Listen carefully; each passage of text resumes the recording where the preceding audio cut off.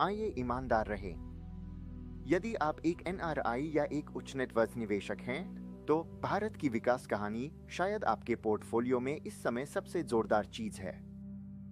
GDP बढ़ रही है, शेयर बाजार रिकॉर्ड उच्च स्तर पर पहुंच रहा है, और आपके रिश्तेदार आपको बता रहे हैं कि गुड़गांव या बेंगलुरु में रियल एस्टेट एक सोने की खान है।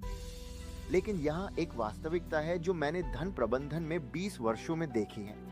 अधिकांश वैश्विक निवेशक, विशेषकर वे जिनके पास $1 मिलियन या उससे अधिक तरल नकद है, वास्तव में भारत में धन खो रहे हैं। ये इसलिए नहीं कि बाजार खराब है, बल्कि इसलिए कि वे पुराने नियमों के अनुसार खेल रहे हैं, जबकि नियामक नए खेल में चले गए हैं। मैं कुणाल हूं, ईपीके कैपिटल से। ईपीके में हम केवल रिटर्न का पीछा नहीं करते, हम पीढ़ियों के लिए धन बनाते हैं। आज मैं आपको 2026 में भारत में एक और डॉलर लगाने से पहले आपको पार करना चाहिए 5 चरणीय चेकलिस्ट दे रहा हूं। बोनस के रूप में मैंने उच्च नेटवर्थ एनआरआई के लिए 7 महंगे कर्जा पर एक विस्तृत गाइड बनाई है। आप इसे विवरण में दिए गए लिंक पर क्लिक करके डाउनलोड कर सकते हैं। चरण 1, क्या आप अभी भी अपना पुराना निवासी बचत खाता उपयोग कर रहे हैं? ये एक छोटा प्रशासनिक विवरण लगता है ना? लेकिन एक एचएनआई के लिए ये एक टिकिंग टाइम बॉम्ब है। फेमा नियमों के तहत जैसे ही आपकी स्थिति एनआरसी में बदलती है, आपके निवासी खाते को एनआरई या एनआरओ में परिवर्तित करना होगा। यदि आप निवासी खाते के माध्यम से स्टॉक्स का व्यापार कर रहे हैं, तो आप तकनीकी रूप से उल्लंघन कर रहे हैं। हमने ऐसे मामले देखे हैं जहां उच्च निवल मूल्य वाले व्यक्तियों को शामिल राशि का 3 गुना तक जुर्माना भुगतना पड़ा है। यदि आप अमेरिका या ब्रिटेन में पैसे वापस लेना चाहते हैं और आपने एनआरई खाता का उपयोग नहीं किया है, तो आपको $1 मिलियन प्रति वर्ष के एनआरओ सीमा द्वारा अपने पूंजी फंसी हुई मिल सकती है। कार्यवस्तु: आज अपने बैंक पदनाम की जांच करें। अपने कॉलेज के दिनों का बचत खाता एक बहु करोड़ डॉलर के निवेश को ठंडा न होने दें। चरण 2 एक कठिन बात है। भारतीय रियल एस्टेट को सुरक्षित आश्रय के रूप में देखना बंद करें। भारतीय प्रमुख महानगरों में किराए की उपज 2 से 3% के आसपास है। करों और मुद्रा अवमूल्यन को ध्यान में रखते हुए आपकी वास्तविक वापसी अक्सर शून्य के करीब होती है। एचएनआई विकल्प: यदि आप रियल एस्टेट में निवेश करना चाहते हैं, तो आरईआईटीज या ग्रेड वाणिज्यिक रियल एस्टेट आईएफएस पर विचार करें। ये बेहतर तरलता और लाभांश प्रदान करते हैं।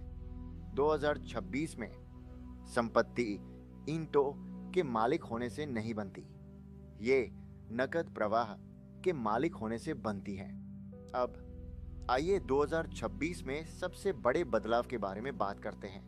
यदि आपने पिछले संघीय बजट के बाद से अपनी कर शीट पर ध्यान नहीं दिया है, तो आप संभवतः पुराने गणित पर काम कर रहे हैं। सरकार ने आयकर अधिनियम 2025 को लागू किया है, जो इस अप्रैल से व्यवस्था को पूरी तरह से सरल बनाता है।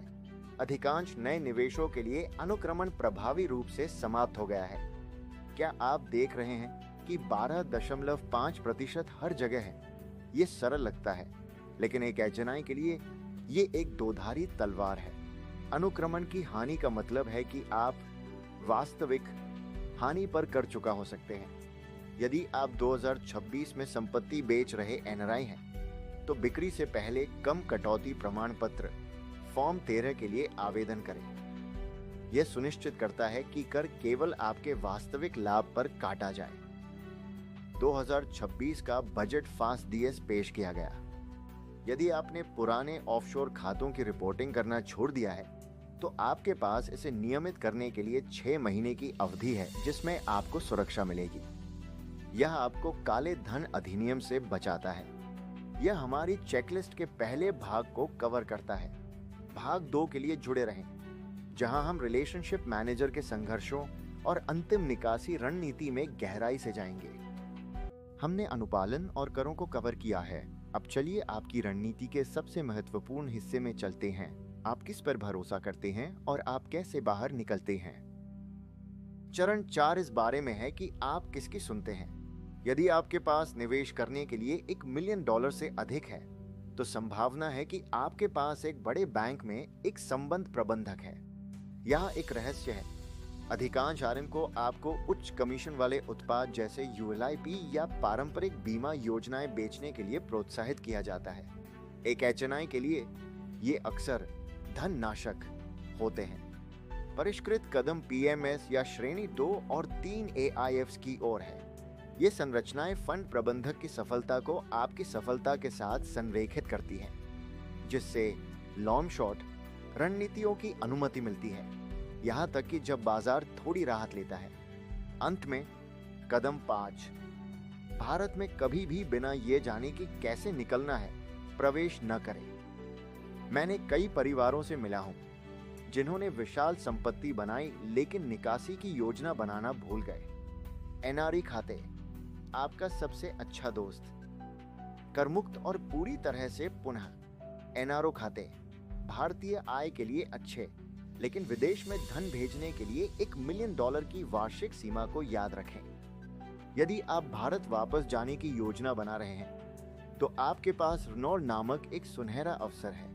2 से 3 वर्षों के लिए आपकी वैश्विक आय करमुक्त रहती है। इस स्थिति को खोने से पहले अपने वैश्विक संपत्तियों का ढांचा तैयार करें। भारत दुनिया का सबसे रोमांचक विकास बाजार है, लेकिन ये अब शौकिया निवेश के लिए जगह नहीं है। एक एचएनआई के लिए जोखिम केवल अस्थिरता नहीं है, ये अनुपालन और संरचनात्मक बाधा है। ईपीके कैपिटल में हम इसी विशेष चौराहे में विशेषज्ञता रखते हैं, वैश्विक भारतीय परिवारों को जटिलताओं को समझने में मदद करना। हम केवल शेयर की कीमत पर ध्यान नहीं देते, हम कर, कानून और पारिवारिक विरासत पर भी ध्यान देते हैं। आपकी कार्रवाई आइटम: अगला कदम उठाने से पहले पोर्टफोलियो स्वास्थ्य जांच करें। विवरण में दिए गए लिंक पर क्लिक करें या हमारी वेबसाइट पर जाएं, ताकि आपकी संपत्ति बढ़े और बनी रहे। अस्वीकृति: ये वीडियो केवल शैक्षिक उद्देश्यों के लिए है। मैं ईपीके कैपिटल से कुणाल हूं।